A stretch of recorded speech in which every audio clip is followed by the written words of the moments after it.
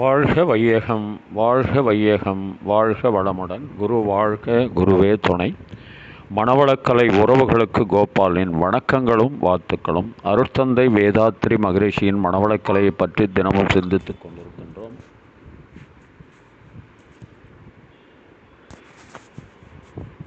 சுவாமிஜி அவர்கள் எழுதிய வாழ்க்கை மலர்கள் என்ற நூலிலிருந்து ஏப்ரல் மாதம் 14ஆம் தேதி நமது சகோதரர்கள் என்ற தலைப்பில் சிந்திக்கவிருக்கின்றோம். நண்பர்கள் அனைவருக்கும், மணவளக்கலை உறவுகள் அனைவருக்கும் தமிழ் புத்தாண்டு நல்வாழ்த்துக்களை தெரிவித்துக் கொண்டு சிந்தனையை துவங்குவோம். பெரும்பாலான நாடுகளில் சட்டங்களாலேயே குற்றங்கள் தோன்றுகின்றன, பெருகுகின்றன. அக்குற்றங்களை குறைக்க மேலும் சட்டங்கள் பெருகிக் கொண்டே இருக்கின்றன. சட்டங்களே மனிதர் வாழ்வை பாழாக்கும் மாயக் கருவிகளாக இருக்கின்றன. சமுதாய தனிமனிதர் குற்றங்களை செய்ய காரணமாகின்றது. எந்த சமுதாயம் தனிமனிதன் குற்றத்திற்கு காரணமோ அதுவே தனிமனிதனை தண்டித்து கொண்டே இருக்கின்றது. நீதி எங்கே? சட்டம் எங்கே? குற்றம் எங்கே? தண்டனை எங்கே?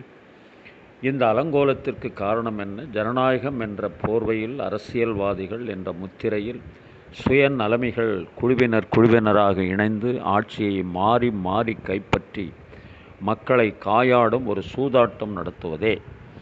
உத்தமர்கள் நிர்வாகத்தில் ஆட்சி நிலைபெற முடியாமலும், உத்தமர்கள் ஆட்சியிலே பங்கெடுத்து கொள்ள முடியாமலும் சுயநலமைகள் புரியும் தந்திரங்கள் எவ்வளவு! இந்த நிலைமையில் இத்தகைய அரசியல்வாதிகளை அவர்கள் கொண்டுள்ள ஆட்சி போதை என்ற மயக்கத்தில் இருந்து மக்கள் தாமே விடுபட வேண்டும். ஆட்சி போதை என்ற வெள்ளம் அவர்களை தாண்டி அடித்துச் செல்லுகின்றது. வாருங்கள் சகோதரர்களே, ஓட்டுரிமை என்ற கருவியை சரியாக பயன்படுத்தி வெள்ளம் புறப்படும் இடமாகிய மதகை அடைத்து ஆட்சி போதை கொண்ட அரசியல்வாதிகளையும் அவர்களை தொடர்ந்து ஆபத்தில் சிக்கித் தவிக்கும் மக்களையும் நாமேதான் மீட்க வேண்டும். ஏனெனில் அவர்கள் அனைவரும் மனித இனம், நமது சகோதரர்கள். அருட்தந்தை அவர்கள். கவியரசர் கண்ணதாசன் மக்கள் அனைவரும் சகோதரர்கள்தான், அவர்களையெல்லாம் ஒரு தாய் மக்களாக நாம் பாவிக்க வேண்டும் என்ற அடிப்படையில் இந்த கவியை புனைந்திருப்பார்.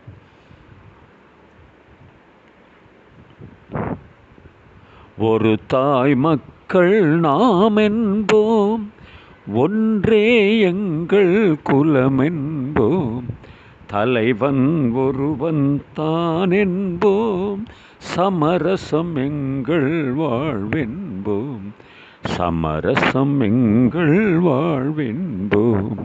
வாழ்க வளமுடன், வாழ்க வளமுடன். பொதிகை மலையில் பிறந்தவளாம், பூவை பருவம் அடைந்தவளாம், காவிரி கரையில் குளித்தவளாம், கருணை நதியில் திளைத்தவளாம், கருணை நதியில் திளைத்தவளாம். ஒரு தாய் மக்கள் நாம் என்போம், உரிமையில் 4 திசை கொண்டோம், உதவியில் நண்பர்கள் பலர் கொண்டோம், மூத்தவர் என்னும் பெயர் கண்டோம், முத்தமிழ் என்னும் மொழி கொண்டோம்.